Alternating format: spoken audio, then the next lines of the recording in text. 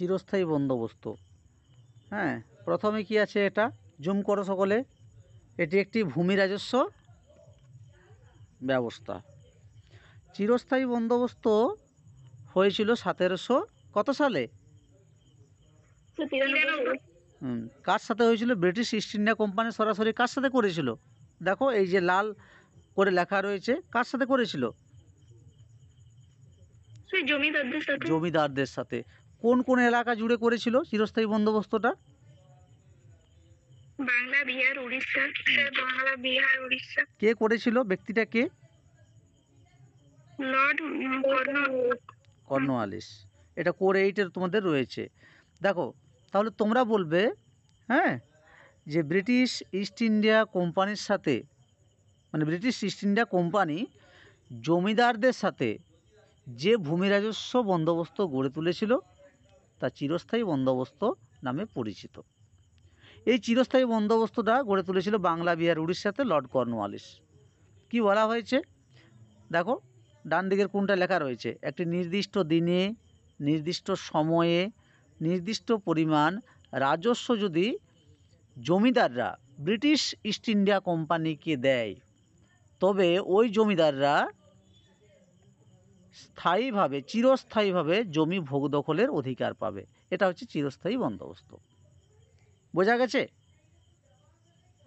মানুষই? হ্যাঁ স্যার। প্রথম পয়েন্ট কি রয়েছে পড়ো, দেখে পড়ো। রাজস্ব আদায়ের সুবিধা। দেখো, ব্রিটিশ ইস্ট ইন্ডিয়া কোম্পানি কি দেখলো যে বাংলা, বিহার, উড়িষ্যাতে একজন কোম্পানি, সে তো আর ঘরে ঘরে প্রতিটা কৃষকের কাছে যে রাজস্ব আদায় করা সম্ভব বটে কি এই অগণিত কৃষকের কাছে?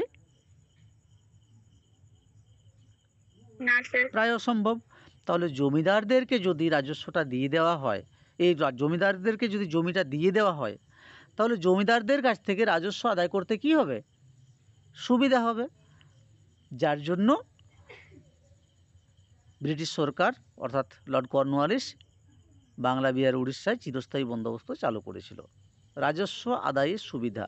বৃষ্টি মহাপাত্র, বুঝতে পেরেছো তুমি? বোঝা গেছে? সেকেন্ড পয়েন্ট কি আছে সদানন্দ, বলো।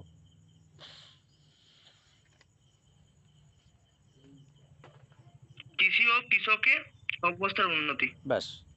লর্ড কর্নওয়ালিস কী চেয়েছিল? যে জমিদারদেরকে যদি আমরা জমিটা চিরস্থায়ীভাবে ভোগ দখলের অধিকার দিই, তাহলে ওই জমিদাররা নিজেদের স্বার্থে জমির পরিমাণটা বাড়াবে, জমির পরিমাণটা বাড়িয়ে দেবে, জঙ্গল কেটে জমির পরিমাণ বাড়াবে, তাই তো? এবং কৃষি এবং কৃষকের যে অবস্থা, সেই কৃষি ও কৃষকের অবস্থার উন্নতির দিকে তারা নজর দেবে।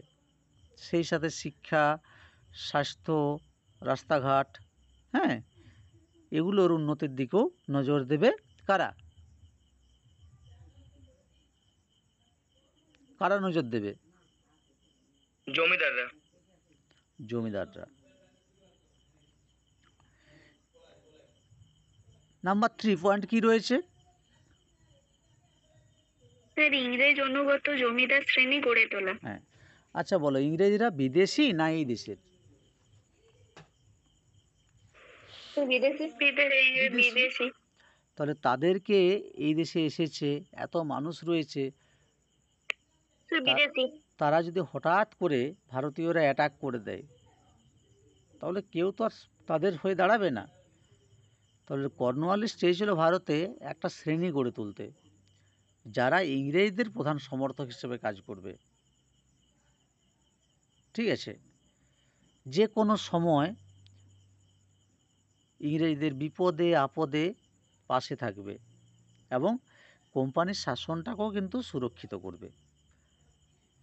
তাহলে আমরা বলবে যে চিরস্থায়ী বন্দোবস্তের অন্যতম একটি উদ্দেশ্য হচ্ছে ইংরেজ অনুগ্রহপুষ্ট জমিদার শ্রেণী গড়ে তোলা বা ইংরেজ অনুগত জমিদার শ্রেণী গড়ে তোলা, যারা যে কোনো বিপদে আপদে কাদের পাশে দাঁড়াবে? ইংরেজদের পাশে দাঁড়াবে। এবং পরবর্তী কোম্পানির শাসনকে কি করবে? তারা সুরক্ষিত করবে। 4 নম্বর পয়েন্ট কি রয়েছে? সরকারি বাজেট তৈরি সুবিধা। দেখো, ব্রিটিশ ইস্ট ইন্ডিয়া কোম্পানি ভেবেছিল যে এই ব্যবস্থার ফলে কি হবে না, রাজস্বটা কিন্তু একটা ঠিকঠাক রাজস্ব পাওয়া যাবে, যে কতটা পরিমাণ রাজস্ব কিন্তু আমরা সংগ্রহ করছি, যতটা পরিমাণ সংগ্রহ করছি সেই পরিমাণ মতো কিন্তু আমরা বিভিন্ন খাতে সেই টাকাটা ব্যয় করব। বুঝেছো? তার মানে তুমি যদি সরকারি চাকুরি করো, তোমার 30,000 টাকা বেতন, তুমি 30,000 টাকার বেশি খরচ করবে না তার মধ্যেই খরচ করবে? তার মধ্যেই খরচ করবে। ব্রিটিশ ইস্ট ইন্ডিয়া কোম্পানি তাই চেয়েছিল যে পরিমাণ রাজস্ব পাওয়া যাবে তার মধ্যে কিন্তু বার্ষিক আয় ব্যয়ের একটা বাজেট তৈরি করতে তাদের সুবিধা হবে, যার জন্য তারা কি করেছিল বলো? চিরস্থায়ী বন্দোবস্ত চালু করেছিল। হ্যাঁ, এবং এই যে শেষ পয়েন্ট দেখতে পাচ্ছ তোমরা, গণবিক্ষোভের হাত থেকে কোম্পানিকে রক্ষা করা, 5 নম্বর পয়েন্ট। অনেক ঐতিহাসিক কী মনে করেছিল যে ব্রিটিশ কোম্পানি অনেক ভাবনা চিন্তা করে কিন্তু এই চিরস্থায়ী বন্দোবস্ত চালু করেছিল। কারণটা কি না, অনেক সময় বিভিন্ন এলাকায় গণবিক্ষোভ হয়েছে, সেই গণবিক্ষোভের হাত থেকে রক্ষা করবে কারা? জমিদার শ্রেণী। কেন না, তাদের নিজেদের অস্তিত্বটা রক্ষা করার জন্য। তারা সমস্ত বাধা বিপত্তি থেকে কাকে রক্ষা করবে?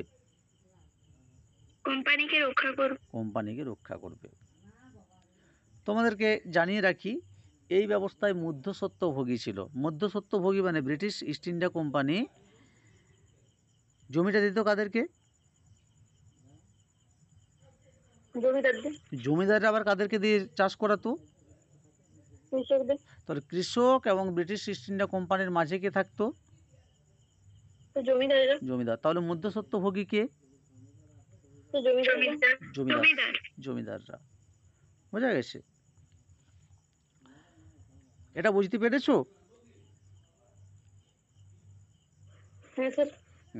বৈশিষ্ট্যটা একটু দেখে নাও। বৈশিষ্ট্য কীরকম না, বংশানুক্রমিক অধিকার। বৈশিষ্ট্য সকলে দেখতে পাচ্ছ? খুব সংক্ষেপে বলবো, ব্রিটিশ ইস্ট ইন্ডিয়া কোম্পানিকে যদি যে সময় মতো বলা রয়েছে, যেই সময় টাকাটা দিতে হবে রাজস্বটা, সময় মতো সরকারকে যদি রাজস্বটা দেয়, তাহলে কিন্তু বংশানুক্রমিকভাবে বংশ পরস্পরায় কিন্তু জমি ভোগ দখলের অধিকার পাবে। কারা পাবে? ওই জমিদাররা। 2 নম্বর হচ্ছে সূর্যাস্ত আইন। বাংলা বছরের শেষ দিনে সূর্য ডোবার আগেই কোম্পানির যে নির্ধারিত রাজস্ব সেটা কিন্তু জমা দিতে হবে, তাছাড়া তার জমিদারি বাজেয়াপ্ত করবে, অন্য কাউকে জমিটা দিয়ে দেবে। এটা হচ্ছে সূর্যাস্ত আইন। এটা একটা বৈশিষ্ট্য চিরস্থায়ী বন্দোবস্তের। স্থায়ী রাজস্ব, দেখো কোনো অবস্থায় কিন্তু চিরস্থায়ী বন্দোবস্তের রাজস্বটা কিন্তু পরিবর্তন হতো না।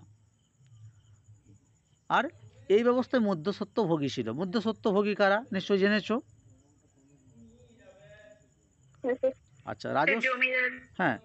আচ্ছা, রাজস্ব আদায় কঠোরতা। বারবার বলছি যে ব্রিটিশ ইস্ট ইন্ডিয়া কোম্পানির কাছ থেকে যখন জমিদাররা জমিটা নিত, তাদেরকে তো একটা রাজস্ব চাই। তারা কিন্তু কোনো রকম দেখতো না যে রাজস্বের হার কিন্তু কোনোভাবে পরিবর্তন হবে না।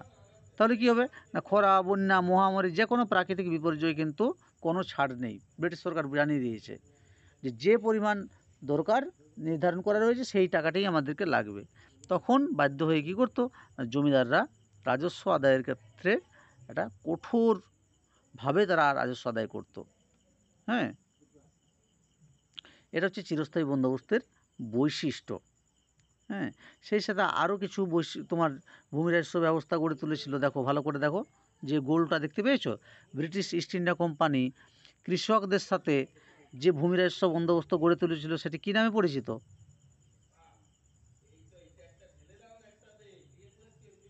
দেখতে পাচ্ছ না কেউ? রায়তোয়ারি বন্দোবস্ত। কত সালে গড়ে তুলেছিল সদানন্দ? 1820। কে করেছিল? Thomas Munro. কোথায় করেছিল? মাদ্রাজ, মুম্বাই। এই বাকিরা দেখতে পাচ্ছ তো? দৃষ্টি বলো, ব্রিটিশ ইস্ট ইন্ডিয়া কোম্পানি কয়েকটি গ্রামের সমষ্টি, অর্থাৎ কয়েকটি গ্রামের সাথে যে ব্যবস্থা গড়ে তুলেছিল সেটা কোন ব্যবস্থা, কোন ভূমি রাজস্ব বন্দোবস্ত? স্যার মঙ্গলবাড়ি ব্যবস্থা ব্যাস, মহল কথার অর্থই হচ্ছে কয়েকটি গ্রামের সমষ্টি। কত সালে গড়ে তুলেছিল? স্যার 1822। কে গড়ে তুলেছিল? 1822। হোল্ট হোল্ড ম্যাকেনজি। ম্যাকেনজি। কোথায় গড়ে তুলেছিল? স্যার উত্তর পশ্চিম ভারত। ব্যাস ব্যাস ব্যাস, খুব সুন্দর হয়েছে। এবারে তোমরা বলো কে কে বুঝতে পেরেছো, একটু হাত তুলো তো, সকলকে দেখতে চাই কে কে বুঝতে পেরেছো। বাহ,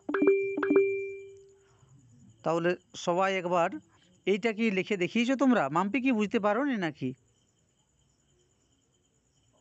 স্যার পেরেছি। ব্যাস, তাহলে হাত তুলবে। হ্যাঁ, খুব ভালো লাগলো, সকলেই ভালোভাবে করবে, খাতায় লিখে রাখবে। যারা খাতায় আমাকে লিখে দেখিয়েছো তাদের ঠিক আছে, যারা লিখে দেখাওনি তারা লিখে দেখাবে। বৈশিষ্ট্যটা কিন্তু কেউই দেখাওনি, বৈশিষ্ট্যটা আমার লিখিয়ে দেখাবে, কেমন? স্যার চিরস্থায়ী বন্দোবস্তের মানে বৈশিষ্ট্যটা কি, ওটা কি আলাদা কোশ্চেনের মধ্যে পড়ছে? আলাদা প্রশ্নের মধ্যে পড়তেও পারে, পড়ে যেতেও পারে। হতে পারে যে চিরস্থায়ী বন্দোবস্তের বৈশিষ্ট্যগুলি আলোচনা করো, চিরস্থায়ী বন্দোবস্তের উদ্দেশ্য নয়। তখন তোমাকে চিরস্থায়ী বন্দোবস্তটা কী জিনিস, কোথায় চালু করেছিল, কে চালু করেছিল, কোন উদ্দেশ্যে চালু করেছিল, সেটাও হালকা টাচ করে পুরো বৈশিষ্ট্যগুলোই তোমাকে লিখতে হবে। বোঝা গেছে? হ্যাঁ স্যার। ঠিক আছে বেটা, হ্যাঁ ঠিক আছে, সকলে দেখে দাও। পরদিন তোমাদেরকে বোঝাবো বিসমার্কের রক্ত লোহনীতি, কেমন? হ্যাঁ স্যার ঠিক আছে। ওকে বেটা, ঠিক আছে, রেখে দাও সকলে। লেফট নিয়ে নাও।